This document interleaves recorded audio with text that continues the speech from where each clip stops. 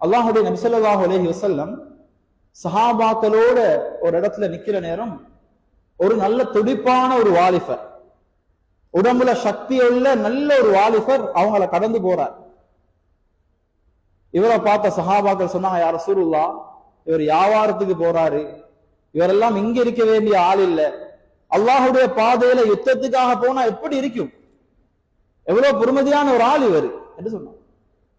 இதை கேட்டு அல்லாஹுடைய நபி ஸல்லல்லாஹு அலைஹி வஸல்லம் சொல்றாங்க, அவர் அவருடைய சின்ன குழந்தைகளுக்கு உணவு கொடுக்க, அவங்களோட தேவைகளை பூர்த்தி செய்ய இவர் வியாபாரம் செய்ய போறதாக இருந்தால் ஃபஹுவ ஃபீ சபீலில்லாஹ், இவரும் அல்லாஹுடைய பாதையில தான் இருக்கிறார்.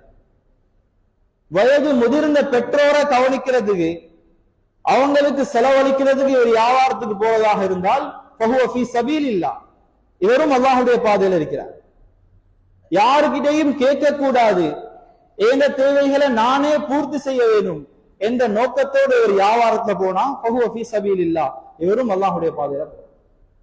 பெருமைக்காக சொத்து செல்வங்களை சேகரிக்கணும், அதிகரிக்கணும், ஆடம்பர வாழ்க்கை வாழணும் என்ற நீயத்தில் ஒரு வியாபாரத்துக்கு போனா ஃபஹுவ ஃபீ சபீலி ஷைத்தான், இவர் ஷைத்தானுடைய பாதையில போறார் என்று சொன்னார். அன்பான சகோதரர்களே, குர்ஆனுடைய ஒரு ஆயத்து இருக்கு, وآخرون يضربون في الأرض يبتغون من فضل الله وآخرون يقاتلون في سبيل الله. அல்லாஹ் நபி ஸல்லல்லாஹு அலைஹி வஸல்லம் அவங்களுக்கு இரவுடைய வணக்கத்தை சின்ன சின்ன சூறாக்களோடு தொலை சொன்னார்.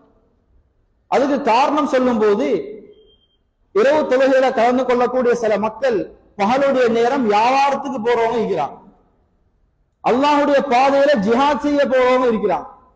ஏன்னா அந்த வியாபாரிகளுக்காக தொழுகையை கூட, தொழுகையுடைய அந்த அந்த சூறாக்களை கூட சின்ன சூறாக்களை ஓதுங்கன்னு சொன்னாங்க. அப்துல்லாஹ் இப்னு உமர் ரலியல்லாஹு அன்ஹு சொல்றாங்க, எனக்கு உலகத்துல அல்லாஹுடைய பாதையில பேய்த்து மௌத்தா போறதுக்கு பொறவு ஆக விருப்பமான ஒரு மௌத்தண்டா அல்லாஹுடைய, அதாவது வியாபாரத்துல பேய்த்து மௌத்தா போறது. ஷஹீதாக மௌத்தா போறதுக்கு பிறகு ஆக விருப்பம் வியாபாரத்துல பேய்த்து மௌத்தா போறது. காரணம் என்ன? அல்லாஹ் குர்ஆன்ல வியாபாரத்துக்கு போறதையும் அல்லாஹுடைய பாதையில ஜிஹாதுக்கு போறதையும் சேர்த்து சொல்லியிருக்கிறார். அந்த அளவுக்கு ஒரு சிறப்பை அல்லாஹு தாலா இந்த விஷயங்கள்ல யாரெல்லாம் தொழில்கள்ல ஈடுபடுறாங்களோ அவங்களுக்கு இந்த பாக்கியத்தை கொடுக்கிறார்.